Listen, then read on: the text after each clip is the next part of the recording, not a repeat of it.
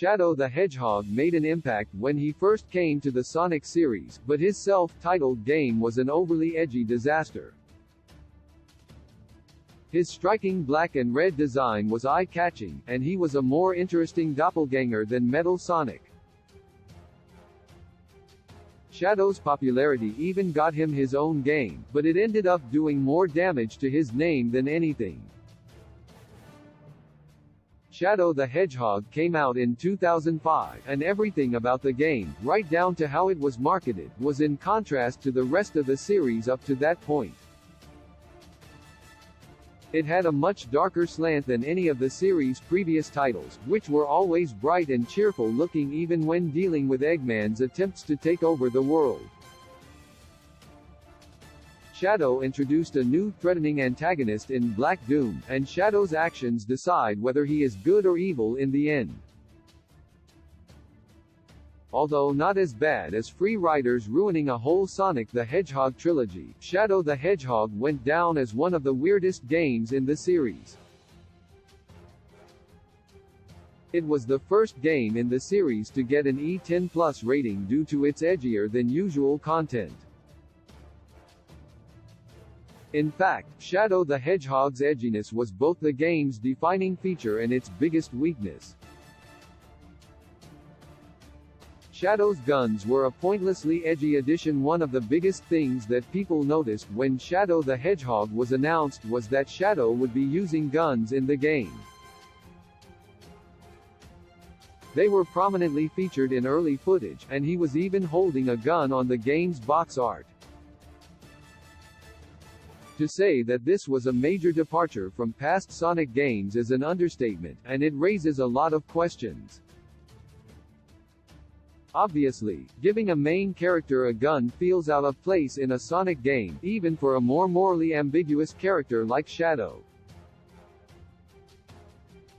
Sonic's retro releases may risk weakening the brand, but Shadow's gunplay carried more risk of alienating fans than drawing in new ones. Even aside from tonal dissonance from the rest of the series, Shadow is not the type of character that would usually need a gun in the first place. He already has Sonic's speed and homing attack, both of which are usable in-game. In addition, Shadow's Chaos powers such as Chaos Spear and his signature Chaos Control grant him a lot of strength without needing to even touch a firearm. The addition of guns in Shadow the Hedgehog feels like a move that was made for the sake of making the game look more violent and edgy. By establishing Shadow as the type of character to use guns, it pushes him even further into the role of a dark antihero. That doesn't change the fact that giving Shadow guns is more unnecessary than Sonic Origins pre-order rewards, though. Shadow drives vehicles despite his super speed. One especially odd design choice in Shadow the Hedgehog was the addition of vehicles that Shadow could drive. These ranged from cars and motorcycles to more specialized vehicles like flying saucers.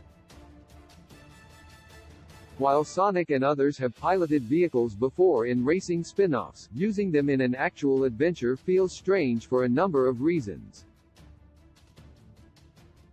To be fair, the flying saucer is a decent idea, considering that Shadow can't fly normally, as is the walker-like vehicle that lets Shadow jump incredibly high. However, cars and motorcycles feel spectacularly useless. In most games, one would use them to go faster than normal, a common mechanic in sandbox games with sprawling maps.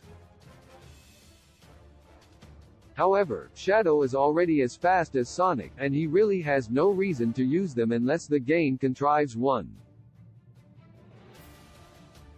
Sonic's rings were a last-minute addition, but they made sense and became an emblem of the series, while Shadow's vehicles felt superfluous.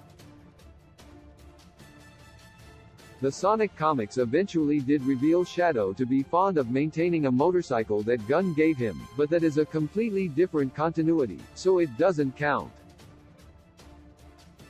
The most logical excuse for letting Shadow drive motorcycles and cars in Shadow the Hedgehog is likely the same as the reason he was given guns. Motorcycles are supposed to be tough and cool, so putting Shadow on one makes him look just so. It's another element of edginess that gave the game its reputation, for better or worse. Shadow swearing feels forced. One thing that likely shocked players even more than Shadow wielding guns is his unexpectedly foul mouth. Swearing in a Sonic game was practically unheard of, and seeing anyone from the series cursing was typically restricted to the realm of fan fiction. Sonic Adventure 2 had a weird plot, but it at least made sense for a Sonic game. Shadow the Hedgehog, on the other hand, has a script littered with swears, leading to some of the most laughable scenes in the series.